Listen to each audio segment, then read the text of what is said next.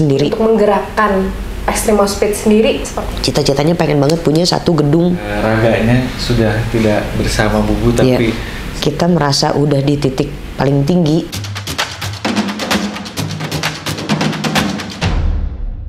Halo, kembali lagi di acara apa nih kamu?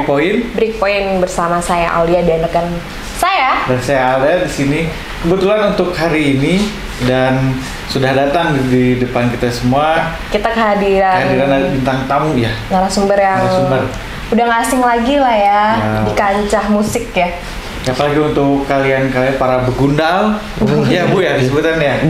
Begundal. The one and only Bubu Anggi. Yeay, tepuk tangan dulu. Bisa diperkenalkan nih Bubu Anggi itu siapa sih sebenarnya gitu? Silakan Bubu Anggi. Ya, saya Anggi. Saya tuh istri dari almarhum Eben, gitaris dari Burger Kill. Sekarang sebagai penerus mimpi. Penerus mimpi, ya. Penerus mimpi.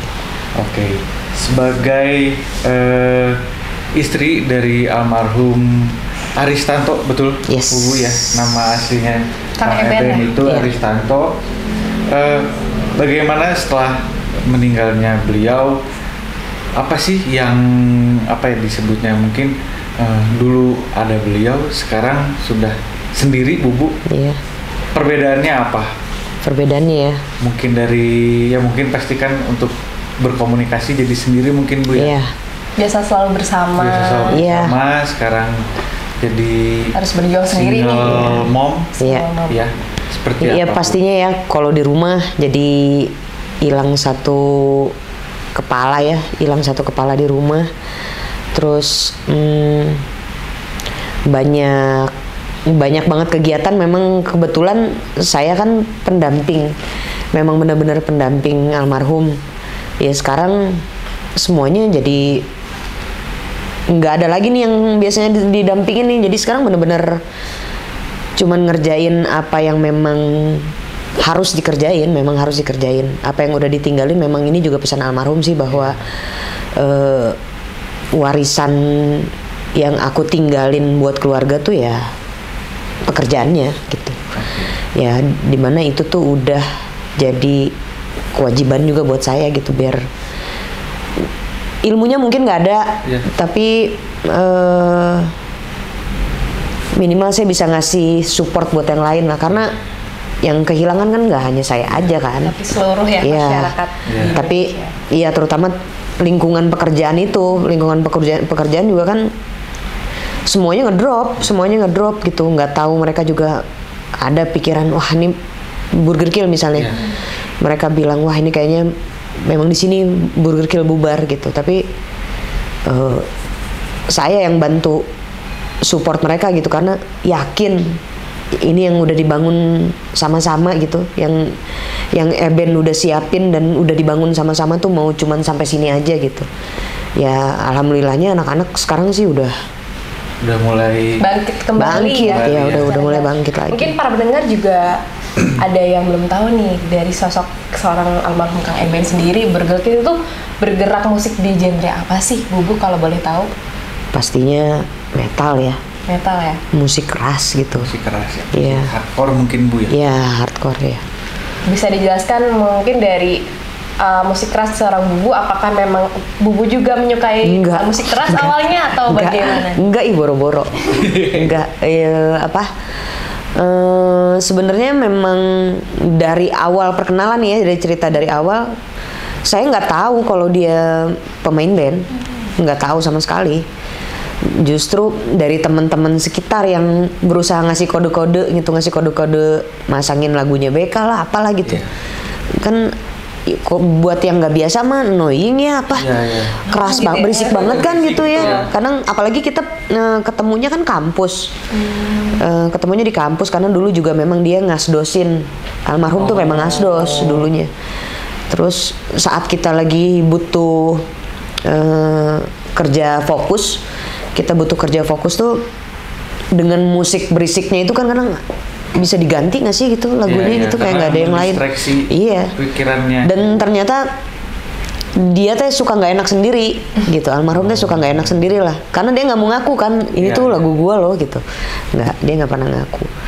Jadi kalau secara selera musik mah beda banget, tapi memang sejak deket dan nikah memang saya sih asli menerjunkan diri ke dunia itu gitu sebagai pendamping, bukan sebagai musisi ya. Berarti memang dari awal pertemuan pun almarhum dengan Bubu itu ya sangat bertolak belakang mungkin ya. Sangat.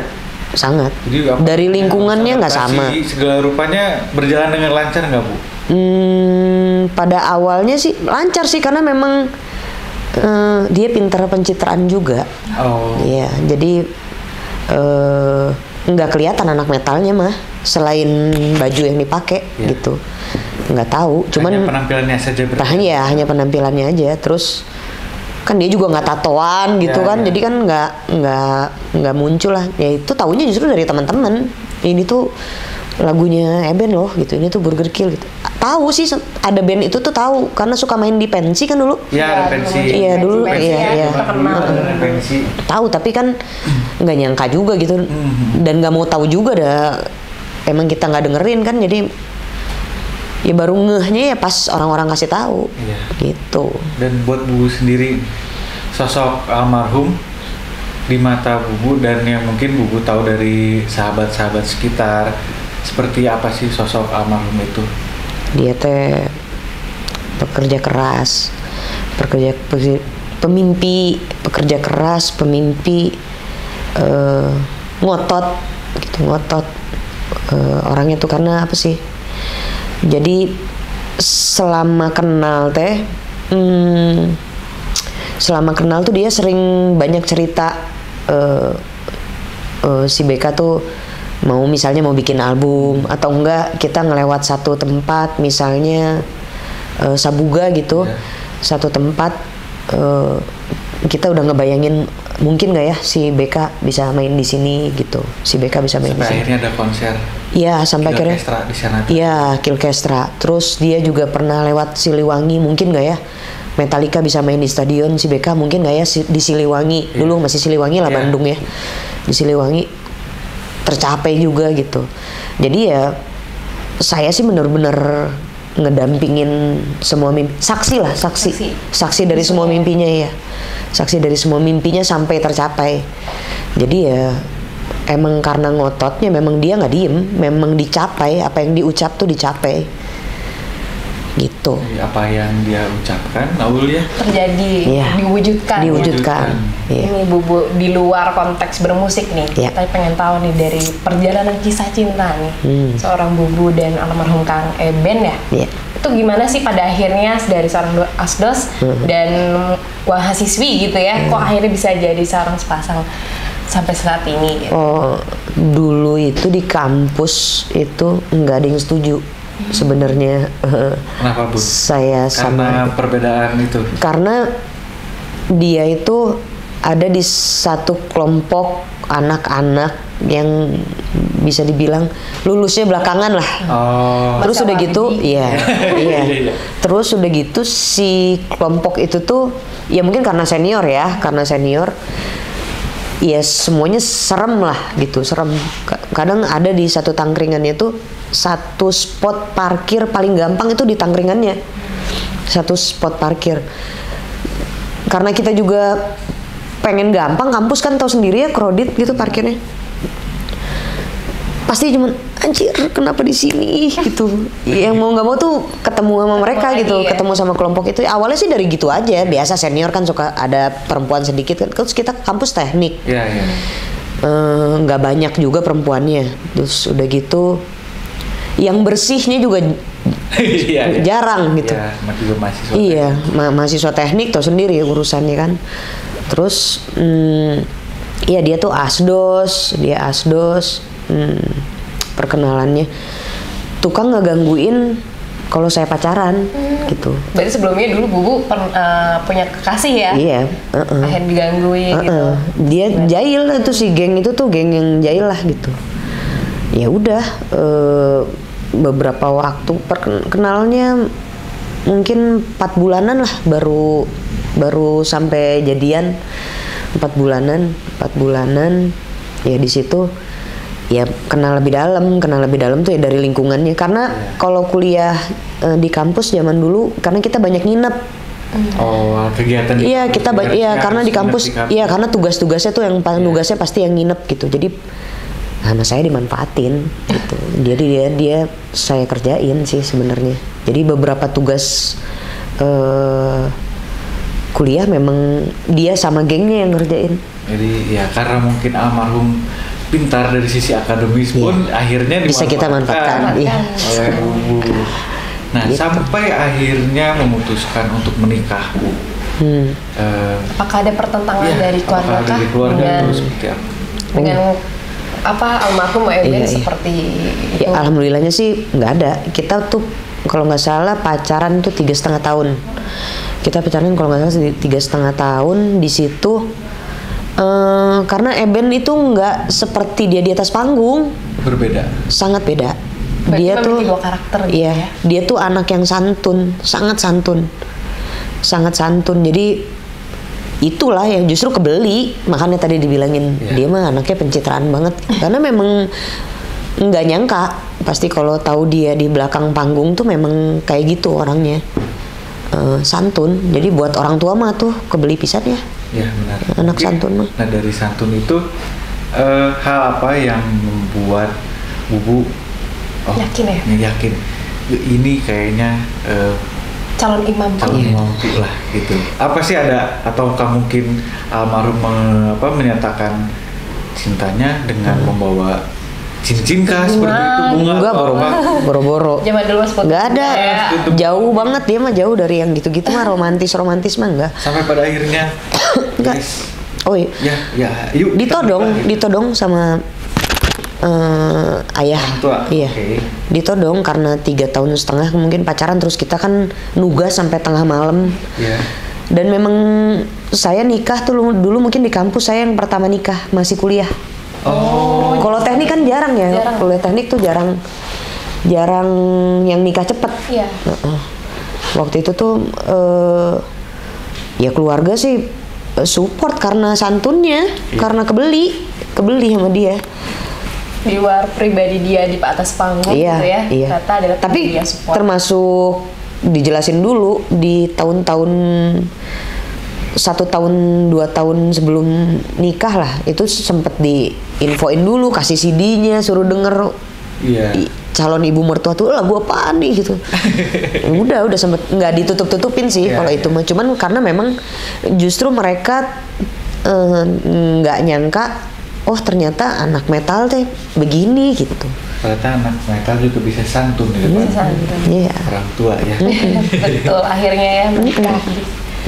Ana. Nah setelah menikah itu mungkin dalam perjalanan karirnya almarhum sendiri ada bongkar pasang namanya personil mungkin ya Bu ya, dari mulai almarhum Kang Ivan, lalu ya personil yang lainnya Abah, Andris, terus apa yang terakhir mungkin Vicky. Ada nggak keluhan-keluhan dari almarhum yang ini kita harus seperti apa? Mungkin diskusi dengan Bubu. Bakal seperti apa nih next? Oh enggak, kalau dia cerita awal sih, kalau dia cerita dia cuman bilang memang kita tuh selama hidup itu harus terbiasa dengan hilang dan pergi. Karena terpisah kan bukan berarti harapannya. Terpisah itu kan mungkin tidak di atas panggungnya. Kalau Eben cerita kita terpisah bukan di atas panggung, tapi kan kita tetap bisa sama-sama, karena nggak cuman yang baru-baru kok, kayak Kimung itu kan Kimung kan secara di atas panggungnya dia memang nggak ada lagi di atas panggung, tapi kan sampai hari ini dia masih ada di Burger Kill. Selalu abadi ya. Menjadi keluarga besar Burger Kill walaupun sudah tidak menjadi hanya berganti tugas. Hanya berganti tugas gitu.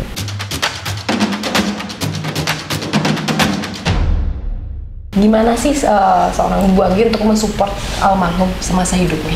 Kalau boleh tahu nih. Apa aja? Gimana? Dari mulai karir, dari mulai urusan rumah tangga. Support aku? Ya betul. Personal sih, saya support semuanya.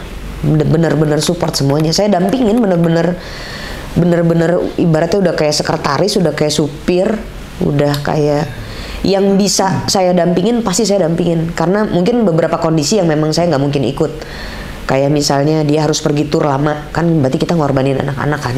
Kalau yang untuk pergi-pergi jauh enggak, tapi kalau hari-hari sih luar biasa. Dia mah udah bukan lagi suami sih sebenarnya, udah jadi bener-bener partner hidup tuh, jadi partner hidup, udah bener-bener sama-sama aja. Enggak terlalu, kadang banyak orang bilang konyol gitu, tapi saya di kamar mandi pun juga bareng. Jadi ada, mau makan, mau minum, mau di kamar mandi, mau pergi, selama saya bisa pasti ikut, karena dia pasti minta, karena tugas saya tuh mendampingi ya, tugas saya mendampingi gitu. Itu mungkin yang namanya the real support system ya. Itu sebagai sosok seorang istri. Iya, sosok seorang istri itu bukan hanya mengurusi rumah tangga saja, tapi menemani kemanapun suami melangkah mungkin ya.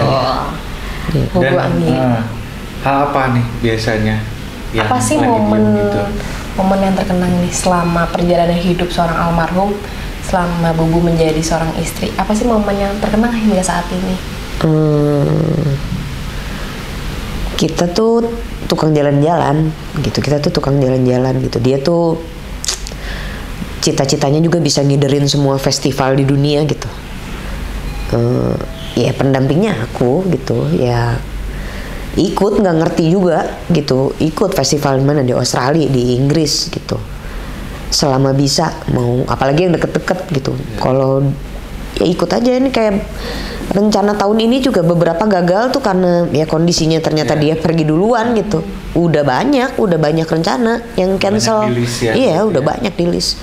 Itu aja karena pergi berdua gitu, kita masih belum tahu mau nginep di mana, bawa koper di negara orang, nggak ada yang kenal. Ke festival bawa koper, ke festival itu kita bawa koper, kita udah bilang, Bu, kalau kita nggak dapat hotel, kita nggak mungkin ke hotel, kita nggak apa-apa di festival, nggak apa-apa. Kalau ada camp kita pasti ambil camp, tapi nggak semua festival ada camp. Sampai kita milih jalan tidur di airport, karena beberapa festival itu kan kadang bikin, karena festival besar tuh pasti kan hotel juga, hotel kan juga penuh gitu, jadi nggak gampang. Jadi adanya lagi rezekinya dia gitu, bagus rezekinya dia tuh, dia kalau ke festival selalu pakai baju BK. Pride-nya terhadap Burger King. Iya, dia selalu pakai baju BK, itu sih yang aku nggak bisa lupa. Dia selalu pakai baju BK. Dan itu kan pasti ada aja orang Indonesia kan? Iya. Orang Indonesia dulu nih, kita nggak mikir bule ya, orang Indonesia. Dan itu teh memang benar terjadi gitu. Satu waktu kita lagi nggak ada hotel di festival, bawa koper, dia disapa di Australia waktu itu. Dia disapa langsung Kang Eben gitu. Biasa orang Sunda teh ya, berasa saudara. Udah, kita akhirnya percuma, di hari kesekian kita udah punya hotel nggak kepake, karena kita jadi ngiderin tiap rumah orang Indo itu minta didatengin, karena buat mereka juga merasa ada saudara teh ya kan. Jadinya dia minta ayo udah nginep rumah saya, jadinya gitu. Ya si kekuatan si baju si BK itu, si Burger Kill itu sepele mungkin ya, tapi ternyata itu yang menyatukan teh. Emang kalau Eben cerita, kalau di festival, kalau di luar, di festival musik itu kalau orang udah pakai baju band, itu tuh bukan cuman orang Indonesia, tapi bule juga, kayak lu saudara gue lah gitu, lu metalhead lah gitu. Iya. Kan saya mah nggak ngerti ya, saya mah cuma ikut-ikut aja gitu. Tapi ya itu yang selama ikut ngedampingin tuh emang benar sendiri oleh Bubu. Nah, itu kan sebuah cerita perjalanan dari awal bertemu terus sampai akhirnya menikah. Lalu sosok Bapak terhadap anak-anaknya seperti apa itu, Bu? Kalau sama anak-anak sih galak atau otoriter atau seperti apa? Sama sekali nggak galak, karena kalau dia pasti membuat penawaran ke anak, mau bapak itu jadi iya, jadi anak-anak yang disuruh pilih, kalian mau punya bapak yang asik atau mau punya bapak yang pemarah, ya pasti kan milih bapak yang asik gitu. Baru keluarlah rulesnya, biar kamu enak aku enak gitu. Jadi anak-anak sih yang bagian marah-marah mah ini emaknya. Marah-marah iya, kalau sama bapaknya mah nyobat lah gitu, nyes lah gitu mereka semuanya. Terutama kan memang kondisinya anak laki-laki semua. Anaknya jagoan, anak 3 laki-laki semua. Jadi ya memang pakai cara laki-laki ngedidiknya. Kita mah tim hore aja lah, karena memang karena prioritas kita suami istri ini memang kita suami istri gitu. Jadi memang anak-anak mah memang dapat bonus aja. Memang tujuan kita pengen anak-anak tuh lihat bagaimana hubungan orang tuanya gitu. Bukan yang mungkin nggak normal ya, mungkin banyak orang kan apa-apa anak gitu. Kalau saya sih nggak gitu. Jadi sebagai panutan. Iya, saya sih berharap ya caranya mungkin masing-masing ya tiap keluarga gitu. Toh anak-anak juga ada di kakek neneknya yang aman gitu. Dan cenderung juga kan yang namanya kakek nenek mah lebih merasa kayak dia yang punya, kayak yang lebih gimana gitu ke anak-anak. Lebih sayang ke cucunya seperti itu. Jadi itulah memang lebih banyak ngedampingin, karena kasihan juga terlalu capek kerjanya, terus dia juga pelupa memang semua vitamin apa juga kalau nggak disodorin ya nggak disodorin gitu. Jadi ya saya lah tugasnya ngedampingin. Saya mah supir malah asli. Jadi kemana-mana almarhum itu selalu didampingin sama disupirin. Iya. Selama perjalanan hidup nih bersama seorang almarhum, apa sih titik terberat dari Bubu dan termasuk almarhum yang Bubu rasakan? Pernah nggak sih ada titik terberat, terendah mungkin? Titik terendah. Akhirnya bangkit kembali. Titik terendah, alhamdulillah nggak ada sih. Justru kita merasa udah di titik paling tinggi gitu. Secara hubungan emosional ya, dan keluarganya udah ngerasa apa? Ya udah di titik paling tinggi, udah bahagianya mau gimana lagi, udah apa yang kurang gitu.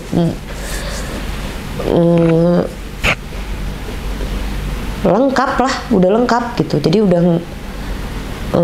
nggak sempat kita ngalamin titik terendah, karena semuanya kita pasti kalau lagi ada lah ya hal-hal yang lagi bikin kita kecewa atau sedih, tapi balik lagi kan semua juga pasti udah diatur gitu. Pasang surutnya tuh. Iya, semuanya pasti udah diatur. Oke, mereka enggak? Ya untuk apa sih yang dikangenin dari sosok almarhum yang sekarang sudah sendiri gitu Bu? Yang dikangenin? Apa yang dikangenin? Banyak lah, gila, setiap hari bareng ya. Menemani ya, iya. Itu Bubu. Setiap hari bareng, terus cerewet kan dia teh, maksudnya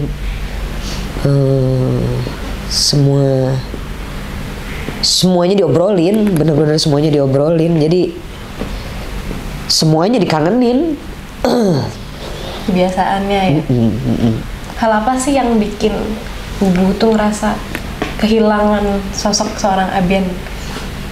Biasanya selalu ada bapak ya di samping, sekarang sudah menghadap ke Maha Kuasa. Jadi kangenin. Atau sikap dari bapak yang bikin akhirnya Bubu merasa kangen. Ya karena kita apa-apa selalu didiskusiin kan. Kita tuh apa-apa selalu mendiskusikan apapun gitu. Ya sekarang mah jadi berusaha mewakili dua perasaan aja gitu. Mau soal anak, menentukan segala sesuatu tuh jadi harus mewakili, kira-kira si bapak suka nggak ya? Kira-kira ini bapak akan tetap kesana pasti. Tolak ukurnya jadi kira-kira ini nggak, kira-kira gitu nggak gitu si bapak gini. Sama itu tuh terjadi di semua, di pekerjaan dan di anak-anak juga gitu. Anak-anak sendiri juga ya. Jadi kita selalu apa ya, kayak kebiasaan sederhananya kita pergi dari rumah itu pasti salam kan. Dan sekarang kan kita kan memilih bapak tuh ada di dekat kita kan gitu, dimakamin dekat kita. Nah, sekarang juga kita nggak ilangin budaya salam itu, sama kita lakuin, cuman nggak nyaut aja gitu, cuman nggak nyaut aja. Jadi sama, justru kita nggak mau ada yang berubah sih, nggak mau ada yang berubah. Yaitu kekuatan energinya aja yang kita manfaatin. Kalau fisiknya kan memang udah nggak ada ya. Gitu. Semangatnya, yang motivasi ya. Mungkin memang raganya sudah tidak bersama Bubu, tapi semangatnya, karya-karyanya juga masih tetap kita bisa rasakan saat ini. Selalu abadi lah. Betul, untuk kancah musik dan keluarga. Dan untuk Bubu sendiri sekarang kan almarhum juga punya acara sendiri nih di YouTube ya, bareng sama Gebek. Oh iya, Extreme Speed. Iya. Nah, apakah kemarin juga kan baru ada awarding ya? Iya. Baru awarding. Cerita singkat aja nih Bu, untuk kemarin seperti apa sih? Kenapa pada akhirnya kita harus laksanain ini acara gitu?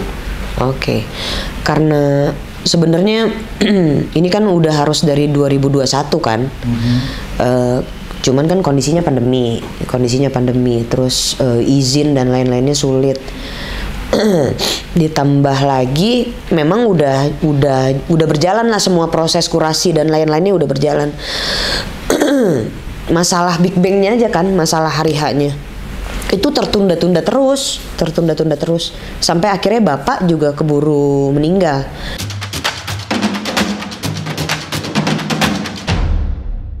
Nah, selepas dari kepergian bapak nih, kan harus bergerak maju nih Bubu Anggi. Nah, dari Bubu Anggi untuk menggerakkan Extreme Speed sendiri seperti apa sih kalau boleh tahu? Kalau sekarang sih kita dimulai dari PR yang memang udah direncanakan sama almarhum yang belum terlaksana. Jadi satu-satu kita mulai kerjain. Yang terdekatnya ya si Extreme Speed Award itu. Ya rencananya juga si Extreme Speed ini kan memang udah jelas kalender eventnya. Kalender eventnya juga udah jelas. Satu-satu memang kita mau buktiin dulu bahwa dari Exmos Award 2021 ini udah berjalan tuh. Yuk gitu, ini permulaannya gitu, permulaannya kita bekerja tanpa band gitu, dan kita pasti bisa gitu, itu sih. Betul. Didukung sama timnya juga ya. Iya. Yang barusan juga sebelum kita syuting kita sempat ngobrol juga, memang timnya sudah sangat solid, jadi Bubu pun merasa percaya diri ya untuk kedepannya. Dan tadi juga saya mendengar bahwa Bubu itu sebagai saksi bukan saksi hidup mungkin dia. Saksi mimpinya almarhum Bapak. Nah, apa saja mimpi-mimpi yang big dreamnya almarhum yang belum bisa terwujudkan? Satu mimpi besarnya yang belum terwujud, dan itu memang lagi dibahas berulang-ulang gitu. Dia pengen banget punya museum, pengen banget punya museum musik Indonesia itu. Karena tadinya sih sederhana sih, tadinya tuh mau berangkat dari dia itu pengumpul arsip gitu. Dia tuh pengumpul dari sejarahnya dia sendiri, dari si BK gitu, sampai merchandise dari pertama dia bikin sampai hari ini tuh dia tuh pasti minta arsip. Jadi dia minta arsip. Dia sengaja diarsipkan, emang sengaja dikoleksi. Iya. Dia pasti koleksi poster, terus sampai kadang malah suka teman-teman kan kadang yang kalau kayak tiket, kalau kita main kan kita bisa nggak punya tiketnya kan, tapi kalau teman itu punya tiketnya kadang kita minta, iya kita yang almarhum yang minta buat gue lah gitu. Dia apa didokumentasi? Iya buat dia simpen. Nah tadinya tuh kita cuma mau bikin ruang khusus untuk koleksinya dia. Tapi memang dari obrolan kesininya dia bilang rasanya sayang kalau cuman koleksi aku si BK aja yang kita museumin gitu. Kayaknya memang ini dari Exmos ini kita udah bisa kumpulin sejarah lah gitu, hasil dari sejarah gitu. Makanya cita-citanya pengen banget punya satu gedung buat menyimpan arsip yang dikumpulin selama ini gitu. Ya untuk musisi-musisi ke depan lah mungkin biar tahu sejarahnya ya, kan luas gitu musik teh. Karena berbeda ya. Mungkin untuk zaman awal mula BK bikin album, dari proses recordingnya, lalu mungkin pendistribusiannya, sampai sekarang kan banyak digital ya. Sekarang sudah maju gitu. Nah mungkin museum itu menjadi sebuah wadah mungkin ya. Iya, wadah juga untuk musisi-musisi lain, karena almarhum pun bukan hanya di genre beliau saja, tapi semua genre bisa dirangkul ya. Dirangkul, bisa ikut andil juga di dalam museum itu. Yang mudah-mudahan mungkin karena almarhum teh punya ibaratnya kalau bahasa Sunda orang bilang mah orang hayang ieu eta bisa terwujudkan gitu ya. Mungkin Bubu juga bisa bisa kesaksian sendiri gitu ya untuk seperti itu. Dan satu lagi mungkin dari Au, mungkin untuk kedepannya nih, balik lagi terhadap Extremo Speed, karena kan hal yang membekas lah yang akhirnya sekarang Bubu terjun langsung adalah membesarkan Extremo Speed nih. Harapan dari Bubu sendiri nih terhadap Extremo Speed apa sih? Dan juga mungkin kan komunitas juga sudah banyak juga ya, dari Bartolki sendiri juga ya. Dari Begundal-Gundal dan yang teman-teman para pecinta Extremo Speed itu mungkin ada pesan. Iya, kalau harapan aja dulu ya. Kalau harapan saya sih si Exmos ini kan dibuat sebenarnya tujuannya tuh untuk komunitas gitu, untuk komunitas. Dan sampai hari ini kan Exmos berusaha meluas lah genrenya gitu. Besar harapan memang kita tuh jadi media yang bisa support semua gitu, bisa support band-band baru nih, band-band baru yang baru mulai merintis. Walaupun sekarang sebenarnya udah ada teknologi ini udah luar biasa ya gitu. Ada dari YouTube dan yang lain-lain mungkin. Tapi kita sebagai media musik kita berani bertanggung jawab lah gitu, bertanggung jawab untuk komunitas gitu. Ini kan bentuk apresiasi kita gitu. Memang kita biasa kerja keras lah untuk bisa sampai sejauh ini. Ya memang sebaiknya kita itu memang rangkul band-band baru biar info apapun yang bisa didapat gitu dari mereka, bahkan sharing gimana sih misalnya untuk band baru caranya si band ini biar bisa misalnya kayak BK gitu. Itu kan kita bisa sharing gitu di situ. Terus udah gitu kita juga kasih apresiasi lewat award gitu yang udah dikurasi gitu sama ahlinya gitu, bahwa itu kan suatu kebanggaan ya. Betul. Satu langkah untuk membuka gitu. Dan buat yang lain yang mungkin belum masuk di nominator atau apa, kalian tuh pasti bisa gitu. Kalian tuh pasti bisa. Jangan berhenti. Ya, jangan berhenti, karena intinya mah kita semua harus aktif. Kalau kita nggak aktif, ya kita semua harus susah payah mulai dari nol untuk komunitas. Itu sayang aja gitu. Kalau bukan dari komunitas itu sendiri yang bergerak, siapa lagi? Iya, kita kan sediain wadahnya. Ya, Kita di sini sediain wadahnya, peluangnya ada, peluangnya besar. Tinggal ayo kalian sekarang mudah-mudah gitu. Kalian mau nyari referensi lagu, ya mau musik, mau apa sih kalau di award tuh ada packaging, grafis, semuanya udah gampang kan didapetin gitu. Kalian udah bisa cari mana yang keren, mana yang ini. Kalian bisa coba gitu. Udah bukan diadu di sini, tapi memang karena emang tempatnya ya? Emang ini tempatnya gitu. Jadi buat para pendengar nih yang merasa oh nih saya punya nih band nih, kita musisi nih tapi malu untuk berkreasi, dari ladangnya adalah Extreme Mosh Pit itu sendiri Bu ya. Ada ini nggak Bu, apa namanya, website atau ada yang bisa dikunjungi sama teman-teman nih yang tertarik, oh Extreme Mosh Pit itu apa sih sebetulnya? Lebih jauh mengenal lebih jauh mengenal Extreme Mosh Pit, mungkin ada websitenya atau channel YouTube. Kita juga udah ada di aplikasi Android. Ya kita udah ada di aplikasi Android. Terus websitenya kita bisa dibuka di www.extrememoshpit.tv. Itu bisa dicek. Ya. Oke. Pesan terakhir mungkin ya. Pesan terakhir. Yang mungkin bisa, ini kayaknya yang pas untuk teman-teman komunitas. Apa atau mungkin dari quotes dari Bubu sendiri atau mungkin almarhum sering melontarkan kalimat itu gitu untuk teman-teman komunitas. Kita ngikut dari yang kita copy dari yang Eben sering ngomongin aja ya. Jadi kita itu nggak boleh besar sendiri. Ya, kita nggak boleh besar sendiri. Ya, kita semua harus punya semangat, punya mimpi, karena tanpa mimpi akan susah gitu. Kalian nggak punya target gitu. Tapi kalau kalian berani bermimpi, kita tuh pasti akan kejar gitu. Ini terbukti. Ini tuh saya nih orang yang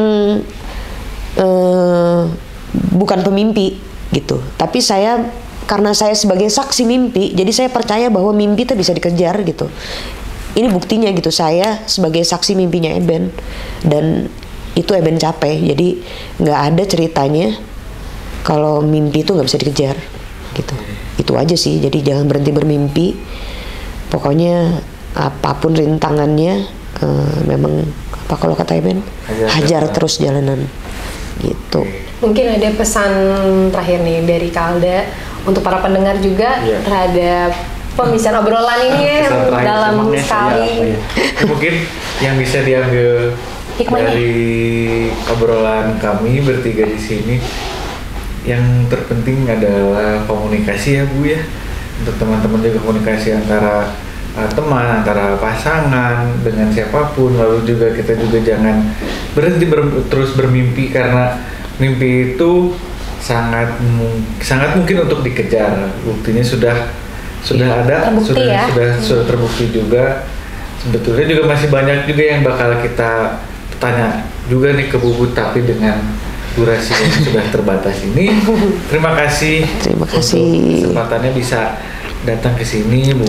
Salam juga untuk keluarga. Terima kasih. Sehat selalu, tetap jaga kesehatan. Mungkin satu poin penting, banyak banget ya ternyata di belakang layar gitu sosok seorang istri yang mendampingi gitu, pada akhirnya terjun juga untuk meneruskan usahanya.